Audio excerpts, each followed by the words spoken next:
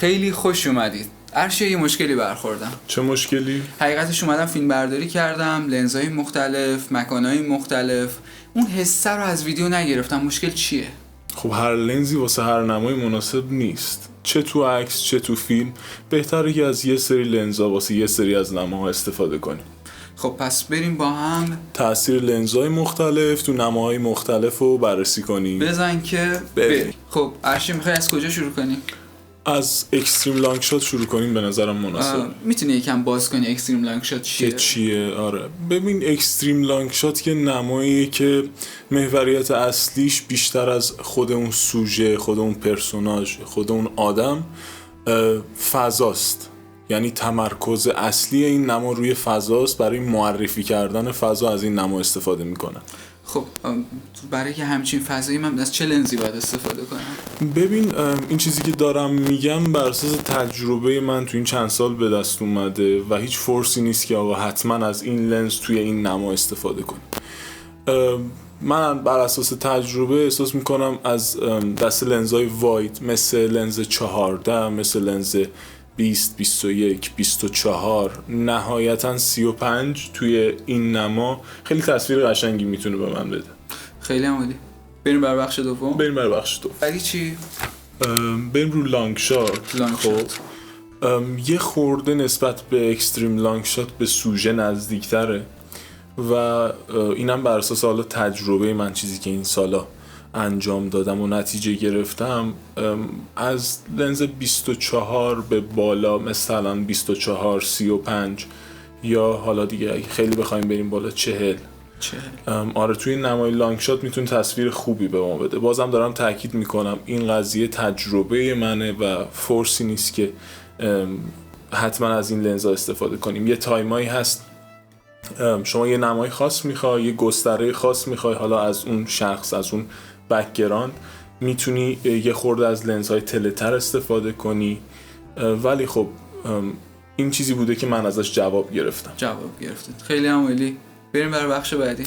بخش بعدی. خب عرشیا بریم بر بخش سوم. بریم رو نمای فول شات. فول شات یکم برام بازش میکنی؟ آره حتما.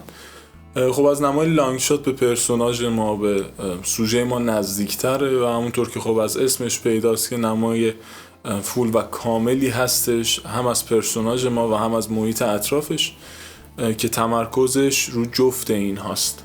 و حالا لنزایی هم که من استفاده کردم و نتیجه گرفتم ازش لنز 35 40 یا نهایتا 50 بوده.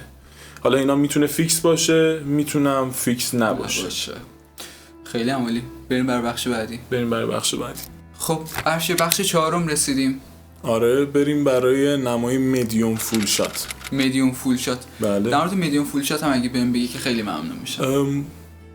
باز از نمای فول شات به پرسوناژ ما نزدیکتره. تقریبا کادر پایینش میشه از بالای زانو قطع میشه و حالا لنزایی که من استفاده کردم و نتیجه گرفتم لنزای 40، لنزای 50 یا نهایتا 60 و اینا باشه. خیلی عالی. بریم بر بعدی. بریم بر بعدی. خب عرشی جان بریم بر پنجمی. بریم برای مدیوم شات. خودم خیلی ازش استفاده میکنم چون خیلی میتونه حس پرسوناژ و فضا رو با هم به مخاطب برسونه. برای اول توضیح بدیم مدیوم شات چیه؟ آره میخواستم این سوالو بپرسم ازت. مدیوم شات دقیقاً چیه؟ ببین، نماهایی که از کمر به بالا رو میگم مدیوم شات. آره خودم برای نمای مدیوم شات خیلی از لنز 50 استفاده میکنم. البته بازم میگم حتما این عدد نیست نسبت به پرسوناژ، نسبت به اون فضا ممکنه این عدد حالا 10 تا بره بالا 10 تا بیاد پایین، ولی 50 میانگین خوبیه. یه تصویر با حس و حال واقعی به ما میده چون نزدیکترین لنز هم از به چشم انسان دیگه، یه حس و حال خیلی خفن و خوب میده به ما.